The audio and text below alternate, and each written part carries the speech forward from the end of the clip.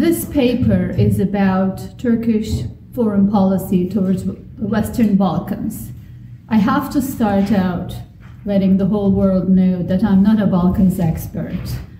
And basically, when ECFR first suggested that I do a paper on Turkish policy towards the Western Balkans, that was my first reply. I'm not a Balkans expert.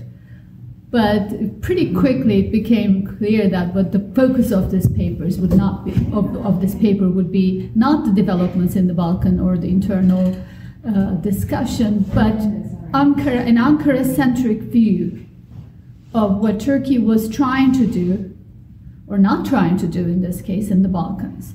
And the gist of it, after I started my research, I've come to realize that there's the reality of Turkish policy towards the Balkans versus the myth about what Turkey is trying to do there. When you look at Turkey and the Balkans, you will find lots of articles that talk about Turkey is making a comeback, resurgence of the Ottoman Empire.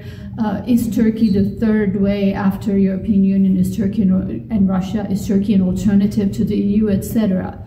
Well, I've come to realize that much of this is hype, and yes, there is a Turkish effort to extend its soft power in the region, but it has very limited impact.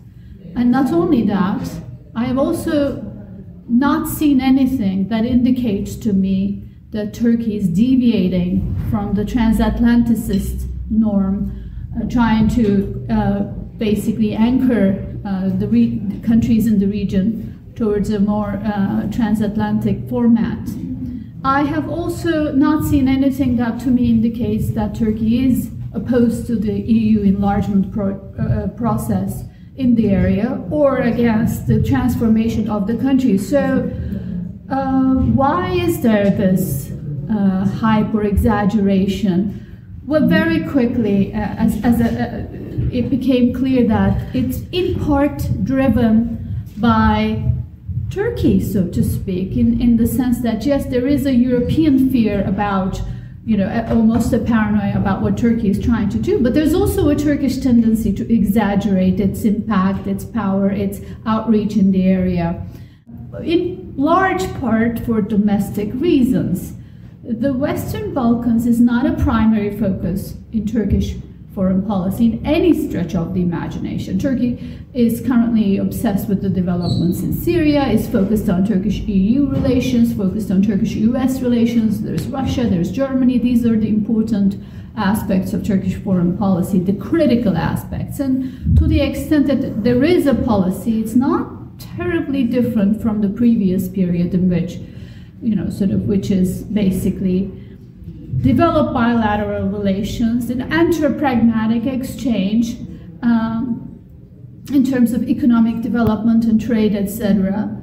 And soft power, yes, but my paper discusses that its actual impact is rather limited. And that's not something that is really discussed internally in Turkey. But if you look at the Turkish aid, if you look at the Turkish language classes, people in the Western Balkans are not rushing to learn Turkish.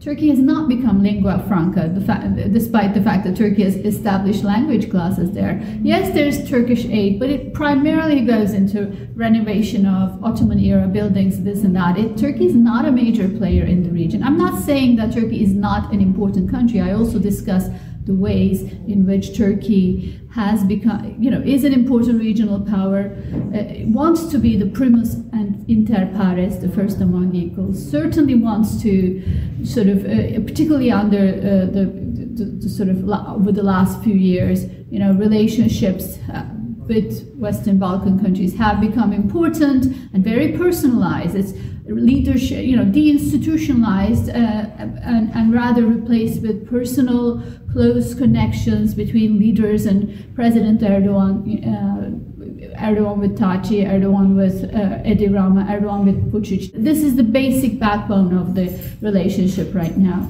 Of course, there's other components.